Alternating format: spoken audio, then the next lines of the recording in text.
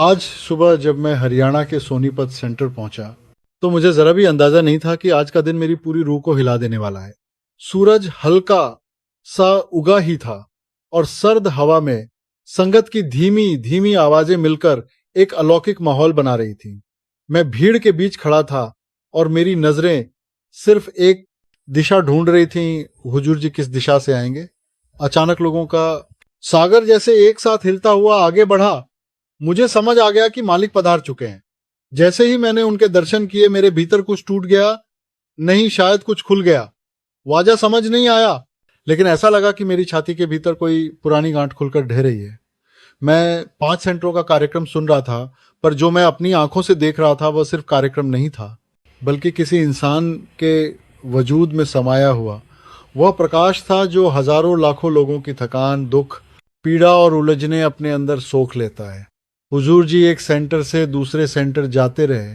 हर जगह वही अपनापन, वही मुस्कान, वही सहजता, और मैं एक एक पल को देखता हुआ सोचता रहा कि ये इंसान नहीं, ये चलती फिरती दया है। जहां भी जाते 4-5 सवाल लेते, पर हर जवाब ऐसा जैसे मेरे ही भीतर का कोई सवाल था जो किसी और की आवाज से निकलकर मेरे दिल में वापस उतर रहा था। जब उन्होंने कहा कि किस्मत हमारे कर्मों से बनती है, तो मुझे अपना बीता हुआ जीवन याद आ गया, जहां मैं अक्सर दूसरों को दोष देता रहा। जब उन्होंने कहा कि दुख कभी खत्म नहीं होंगे, पर अगर मालिक की याद रहे तो दुखों का बोझ महसूस नहीं होगा, तो मुझे अपने भीतर कुछ हल्का होता हुआ लगा। मुझे समझ नहीं आ रहा था कि यह सब मेरे बाहर हो रहा है या मेरे भीतर। मैं हजारों लोगों की भीड़ में था, पर मुझे ऐसा लग रहा था जैसे यह पूरा दिन सिर्फ मेरे लिए बना हो।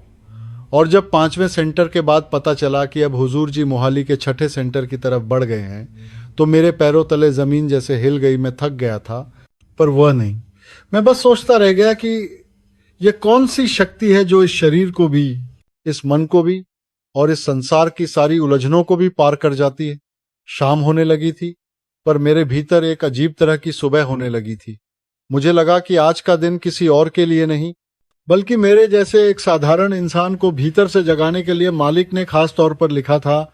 जब मैं दूसरे सेंटर की ओर बढ़ा, तो मैं धीरे धीरे भीड़ के भीतर जगह बनाते हुए उस स्थान तक पहुंच गया जहां से हुजूर जी को नजदीक से देखा जा सकता था।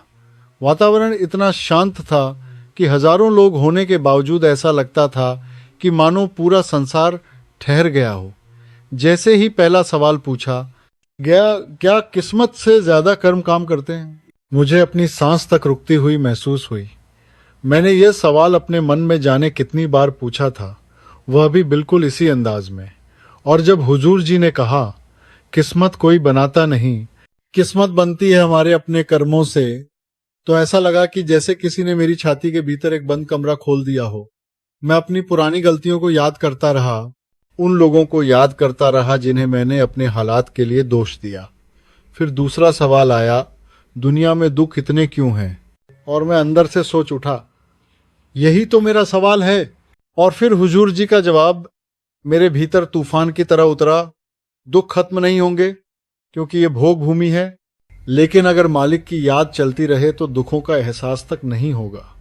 मैं उसी क्षण पहली बार समझ पाया कि शायद दुखों के खत्म होने की दुआ गलत है। असल दुआ यह है कि दुखों के बीच मालिक का हाथ न छूटे। तीसरा सवाल, मैं मदद करता हूं लेकिन बदले में दुख मिलता है, क्या मदद जारी रखूं? यह सवाल सुनकर मेरी आंखें भर आईं। मैंने भी कई बार सोचा था कि लोग क्यों कद्र नहीं करते, लेकिन हुजूर जी का उत्तर मेरे सीने में सीधे उतर गया। दूसरों से उम्मीद रखकर की गई मदद दुख देती है, उम्मीद सिर्फ मालिक से रखो। यह सुनकर लगा कि मैंने अपने जीवन में पहली बार मदद का असली अर्थ समझा। फिर चौथा सवाल, अरदास क्यों सुनी नहीं जाती? और जवाब ने मुझे हिला दिया। मालिक को हमारी अरदास की जरूरत तब होती जब वह हमारी हालत न जानता हो, जबकि वह हमारे हर भाव का मालिक है। मैं वहीं बैठा सोचता रहा कि मैं तो रोज कुछ न कुछ मांगता रहता हूं, जबकि मालिक शायद गहराई से कह रहे हैं सिर्फ शुक्र करो। एक सवाल विश्वास पर था, एक सवाल दुनिया में रहते हुए मालिक से जुड़े रहने पर, और हर जवाब मेरे भीतर किसी चाबी की तरह घूमता जा रहा था। मुझे लगा कि मैं सिर्फ सुन नहीं रहा, मैं बदल रहा हूं। सवाल किसी ने और पूछे थे, जवाब किसी और को मिले थे, लेकिन असर मेरे दिल पर हो रहा था। और तभी मुझे पहली बार लगा कि सत्संग सिर्फ सुनने के लिए नहीं बल्कि खुद से मिलने के लिए होता है। उस दिन जब मैं हरियाणा से लौट रहा था, तभी मेरे फ़ोन पर एक संदेश आया कि बाबा जी और हुजूर जी दिल्ली से सीधा आनंदपुर साहिब भी गए थे। मुझे यह सुनकर अजीब सा खिंचाव महसूस हुआ। मैंने तुरंत अपनी कार मोड़ ली और आनंदपुर की राह पर निकल पड़ा। रास्ता लंबा था, भीड़ भारी थी, पर मेरे मन में एक ही विचार था, आज जो हो रहा है वह किसी सामान्य दिन का हिस्सा नहीं है, ये मौज का दिन है। जैसे जैसे मैं गुरुद्वारे के करीब पहुंचा, मुझे हजारों संगतें दिखने लगीं जो इस उम्मीद में खड़ी थीं कि कब मालिक पधारेंगे। और अचानक मैंने देखा बाबा जी अत्यंत विनम्रता से अपने जूते उतारकर सिर झुकाकर गुरु तेग बहादुर जी के पवित्र स्थान की ओर बढ़ रहे थे। उस दृश्य ने मुझे भीतर से इतना झंकृत किया कि कुछ पल मैं खुद को भूल गया। इतने बड़े समागम में भी उनकी विनम्रता किसी बच्चे जैसी थी। ना कोई दिखावा, ना कोई शोर, बस एक शांत गंभीर आध्यात्मिक उपस्थिति। मैं भीड़ में खड़ा था, पर उस क्षण लगा जैसे मैं किसी अनंत चुंबकीय शक्ति के सामने खड़ा हूं। बाद में पता चला कि बाबा जी को उसी दिन दिल्ली सरकार द्वारा लाल किले में आयोजित गुरु तेग बहादुर जी के शहीदी दिवस कार्यक्रम में भी जाना था। यह सुनकर मुझे समझ आया कि यह शरीर कैसे इतना थकान सह लेता है। जब सेवा हो, प्रेम हो, भक्ति हो, तो शरीर केवल माध्यम बन जाता है, चालक कोई और होता है। मैं भी भागता हुआ दिल्ली पहुंचा। लाल किले का दृश्य तो मन मोह लेने वाला था। लाल किले की प्राचीन दीवारों के बीच संगत का समुद्र, गूंजती गुरबाणी, और उसके बीच बाबा जी और हुजूर जी का शांत, दिव्य, गंभीर स्वरूप। मैंने देखा कि कैसे वे भीतर प्रवेश करते ही पहले श्रद्धा से प्रणाम करते हैं, फिर चुपचाप जाकर बैठ जाते हैं, बिना किसी भाषण, बिना किसी घोषणा, बस मौज में। उन्हें देखकर लग रहा था कि जैसे आध्यात्मिकता किसी शब्द में नहीं बल्कि उनके हर कदम में बह रही है। एक क्षण ऐसा आया जब एक छोटा बच्चा बाबा जी के पास आया। बाबा जी ने उसे जिस स्नेह से गले लगाया, उसे देखकर मेरी आंखें नम हो गईं। मुझे उस पल समझ आया कि आध्यात्मिकता कठोर नियमों का नाम नहीं, वह प्रेम का, दया का और स्वीकार का नाम है। कार्यक्रम के दौरान मैंने हुजूर जी के चेहरे पर कभी मुस्कान देखी, कभी गंभीरता, और कभी एक अजीब सी ध्यान मग्न अवस्था, जैसे उनका मन कहीं बहुत भीतर, बहुत दूर, बहुत ऊंचाई पर हो। उस पूरे दिन ने मुझे एक ही सीख दी, गुरु सिर्फ बोलकर नहीं बल्कि अपने आचरण से हमें सिखाते हैं। मैंने अपने जीवन में पहली बार इतने स्पष्ट रूप से मौज को आंखों से देखा था। लाल किले से लौटते समय किसी ने मुझे विजय सिंह की कहानी सुनाई, पर मुझे लगा यह बस एक सामान्य घटना होगी। लेकिन जब मैंने उसकी आंखों में वह परिवर्तन देखा, तब समझ पाया कि कुछ कहानियां सुनी नहीं जाती, महसूस की जाती हैं। विजय सिंह करोड़ों का मालिक था, ऊंचे दफ्तर, आलीशान घर, चमकता करियर, लेकिन भीतर से सूखा हुआ, खाली, उलझनों से भरा। उसकी माँ सत्संगी थी और उसने एक दिन बड़े प्रेम से कहा, बेटा मेरे साथ ब्यास चल। विजय पहले तो भड़क गया, पर माँ की जिद के आगे झुक गया। वह लंगर वाले हॉल में पहली बार गया था। मुझे बताया गया कि वह रोटी तोड़ते वक्त नाक सिकोड़ रहा था। बाईं तरफ मजदूर की पसीने की गंध, दाईं तरफ किसान के पैरों की मिट्टी, और बीच में वह खुद, जिसने कभी 5 स्टार के अलावा कुछ नहीं चखा था। लेकिन जैसे ही दाल का पहला निवाला उसके मुंह में गया, मैं कसम खाकर कह सकता हूं, उसकी आंखों में एक झटका था, जैसे किसी ने उसकी आत्मा पर दस्तक दी हो।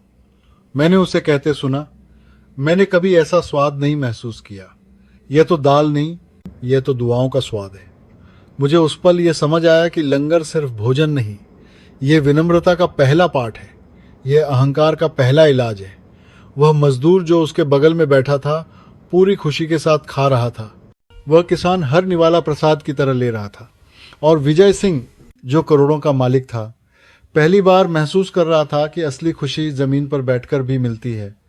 उसने बताया कि एक बूढ़े सेवादार ने जब मुस्कुराते हुए उसकी थाली में दाल डाली, तो उसकी आंखों में एक ऐसी कोमलता थी कि उसकी सारी कठोरता पिघल गई। विजय उसी दिन बदल गया था। उसने अपना अहंकार उतार दिया। धन, दौलत, ऊंचे दफ्तर, कुछ भी उस मुस्कुराहट के आगे टिक नहीं पाया जो एक सेवादार ने उसे थाली पर दाल डालते हुए दी थी। उस घटना ने मेरे दिल पर भी असर किया। मैंने महसूस किया कि जीवन का सबसे बड़ा परिवर्तन तब होता है जब हमारी कठोरता टूटती है और गुरु घर की रोटी सिर्फ खाने के लिए नहीं बल्कि भीतर की दीवारें गिराने के लिए होती है। उस रात जब विजय रोते हुए अपनी माँ को गले लगाकर बोला, माँ मुझे आज समझ आया कि धन में स्वाद है पर भक्ति में रस है, तब मुझे भी लगा कि शायद मालिक ने मुझे भी आज थोड़ा सा बदल दिया है। उस रात मैं एक सत्संगी भाई की घटना सुन रहा था जिसे मैं पहले अंधविश्वास समझ रहा था, लेकिन जैसे जैसे उसने बताया मेरे रोमकूप खड़े हो गए। उसने कहा कि उसकी बेटी का जन्मदिन था और वह ऑफिस से देर तक नहीं निकल पाया। रात के 8 बजे थे और उसने शॉर्टकट लिया, वही रास्ता जिसे लोग भूत प्रेत वाला जंगल कहते थे। मैं पहले हंस रहा था, लेकिन जैसे जैसे वो आगे बताता गया मेरा दिल धड़कने लगा। उसने धीमे स्वर में बाबा जी का शब्द लगाया हुआ था। अचानक उसने देखा सामने एक बच्चा रो रहा है और उसके पास सफेद कपड़े में एक औरत खड़ी है। वह रुका। उसने पूछा, बहन क्या हुआ? औरत बोली, हमें गाड़ी ने टक्कर मार दी। मेरा बच्चा गिर गया।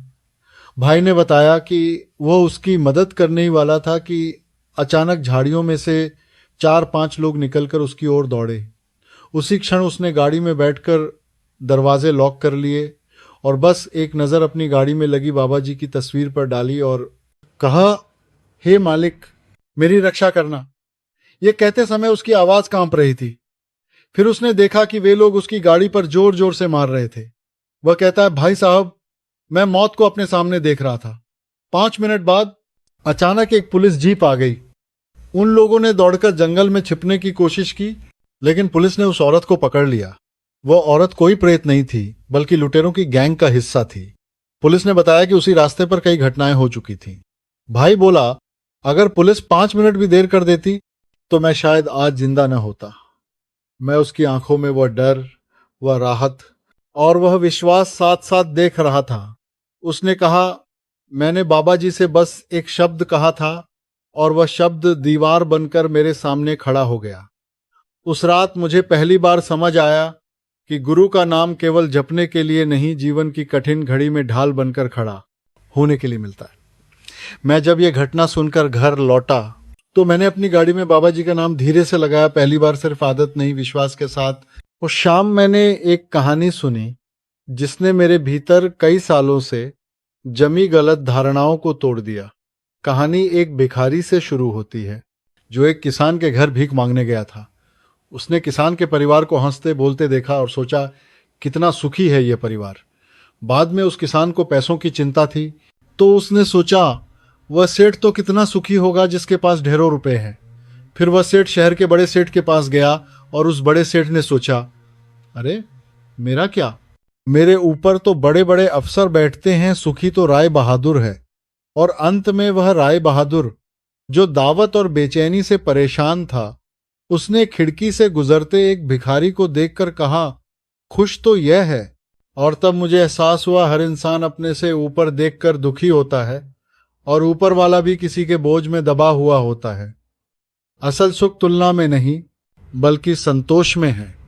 मैंने अपने जीवन को देखा, मैं भी हमेशा दूसरों की जिंदगी को देखकर सोचता रहा कि वह सुखी है और मैं दुखी, पर किसी ने मुझे यह कभी नहीं बताया था कि खुश दिखने वाले लोग भी भीतर से टूटे हो सकते हैं।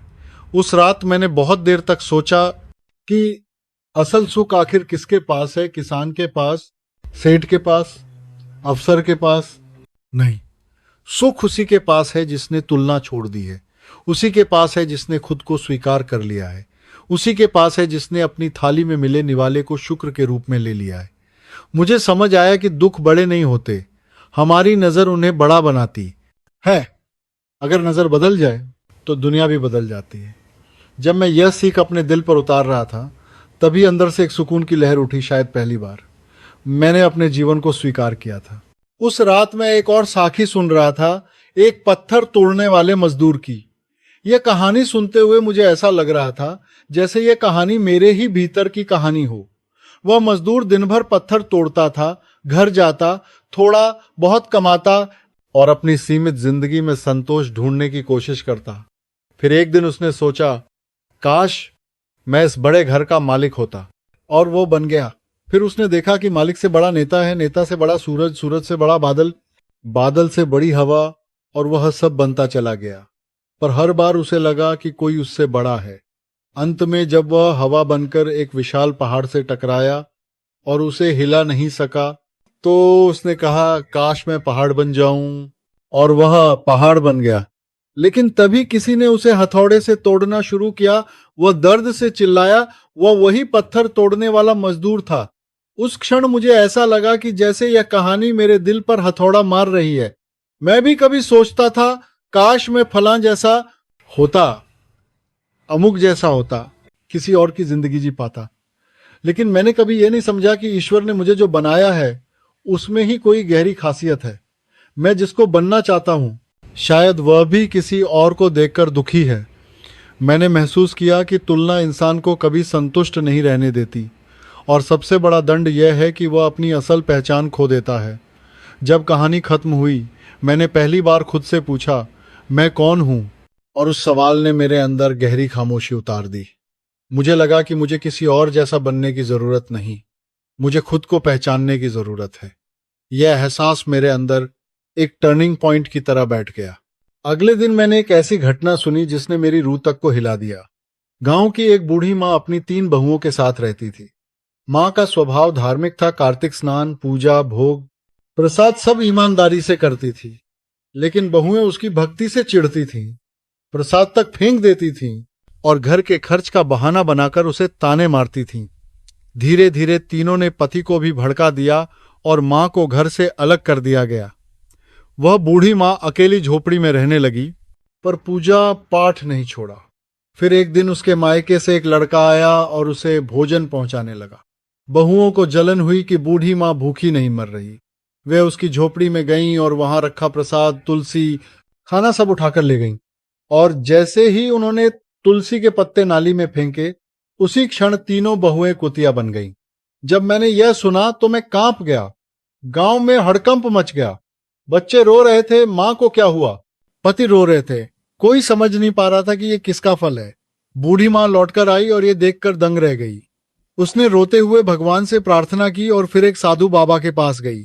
बाबा जी ने कहा, तुम्हारी भक्ति का फल है ये, और भक्ति से ही समाधान होगा।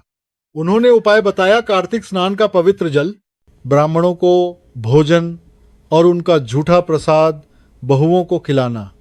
मां ने यह सब किया। ब्राह्मण भोजन के बाद उसने गंगाजल छिड़का, बहुओं को स्नान कराया, प्रसाद खिलाया और चमत्कार हुआ। तीनों बहुएं फिर से मनुष्य बन गईं और मां के पैरों में गिरकर रोने लगीं, मां हमें माफ कर दो। जब मैं ये सुन रहा था, मेरी सांसें भारी हो गईं। मुझे लगा कि हम सोचते हैं कि कर्म तुरंत फल देते हैं, पर कर्मों की गहराई बहुत दूर तक जाती है। उस कहानी ने मुझे यह एहसास कराया कि भक्ति खाली नहीं जाती और अहंकार का अंत हमेशा पीड़ा में होता है। मेरे मन का एक हिस्सा डर गया था। मैंने पहली बार कर्म का फल इतनी स्पष्टता से महसूस किया था। इतनी सारी घटनाओं को लगातार सुनते सुनते मेरे मन में एक अजीब परिवर्तन हो रहा था। हर जगह एक ही बात जुड़ रही थी, भक्ति और सेवा।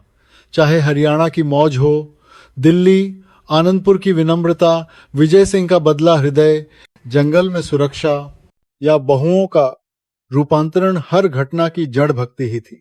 मैंने ध्यान से सोचा, क्या वजह थी कि बाबा जी और हुजूर जी किसी थकान के बिना एक दिन में 6-7 स्थानों पर जा रहे थे। जवाब भीतर से आया, क्योंकि जब सेवा हो तो शरीर बोझ नहीं लगता। मुझे लगा कि जो लोग सोचते हैं कि भक्ति सिर्फ पूजा पाठ है, वे आधा सच जानते हैं। भक्ति वह पुल है जिस पर चलते हुए हमारी जिंदगी का बोझ हल्का होता जाता है, और सेवा वह चाबी है जो हमारे भीतर जमा अहंकार को खोल देती है। उस दिन पहली बार मुझे लगा कि मैं जो कुछ भी कर रहा था, काम, कमाई, जिम्मेदारियां, सब सिर्फ शरीर के लिए कर रहा था। आत्मा का भोजन तो कुछ और है। मैंने ये महसूस किया कि भजन, सिमरन केवल रस्म नहीं है, ये मन को हिलाने डुलाने वाला जहाज है। ये वह सहारा है जो कठिनाई में खड़ा रहता है। सेवा वह आईना है जो हमें जा है। सेवा वो आईना है जो हमें हमारे असली स्वरूप से मिलाता है। और जो लोग कहते हैं कि उन्हें कोई अनुभव नहीं होता, वे शायद अनुभव की इच्छा में डूबे रहते हैं, जबकि भक्ति तो बिना इच्छा के की जाती है। ये बातें पहले भी सुनी थी, पर इस बार मेरे भीतर उतर गई। मुझे लगा कि भक्ति जीवन का सहारा नहीं, जीवन का आधार है। उस रात जब मैं इन सारी घटनाओं को याद कर रहा था, मुझे लगा कि मेरा जीवन मेरे हाथों से निकलकर किसी नई दिशा में बह रहा है। मैं पूरे दिन की घटनाओं को दोहरा रहा था। हरियाणा में हुजूर जी की मौज, दिल्ली और आनंदपुर की विनम्रता, विजय सिंह की टूटती हुई कठोरता, जंगल में बची जान, बहुओं का चमत्कार और जीवन की गहरी सीखें। मुझे महसूस हुआ कि इस दिन ने मेरे भीतर वह सब खोल दिया है जिसे मैं वर्षों से बंद रखे बैठा था। मैं हमेशा सोचता था कि परिवर्तन बड़े बड़े शब्दों से आता है, लेकिन उस दिन मुझे एहसास हुआ कि परिवर्तन छोटी छोटी सच्चाइयों से आता है। जैसे लंगर की रोटी ने विजय को बदला, वैसे ही इन घटनाओं ने मुझे बदल दिया। मैं पहली बार अपने अंदर झांक रहा था। कौन हूं मैं? कहां भाग रहा हूं? क्या चाहता हूं? और इन सवालों का जवाब बाहर नहीं, भीतर छिपा था। मैंने महसूस किया कि दुख शायद भाग्य का खेल नहीं, मेरी नजर का खेल है। सुख अमीरी में नहीं, संतोष में है। सुरक्षा हथियारों में नहीं, नाम में है। मूल्य अहंकार में नहीं, विनम्रता में है। और अनुभव किसी के देने से नहीं, अपने भीतर की शांति से पैदा होता है। मैं देर रात तक बैठा रहा। कमरा अंधेरा था, पर मेरे भीतर रोशनी थी। मैंने महसूस किया कि आज का दिन मेरे जीवन की परिभाषा बदल गया है। यह दिन मेरे लिए सिर्फ घटनाओं का समूह नहीं था, यह एक आध्यात्मिक जागरण था। ऐसा लगा कि मालिक ने मेरी रूह को हल्का कर दिया है, मेरा मन साफ कर दिया है और मेरी आंखें खोल दी है। मैं नींद के लिए लेटा और सोने से पहले बस एक ही शब्द निकला, शुक्र।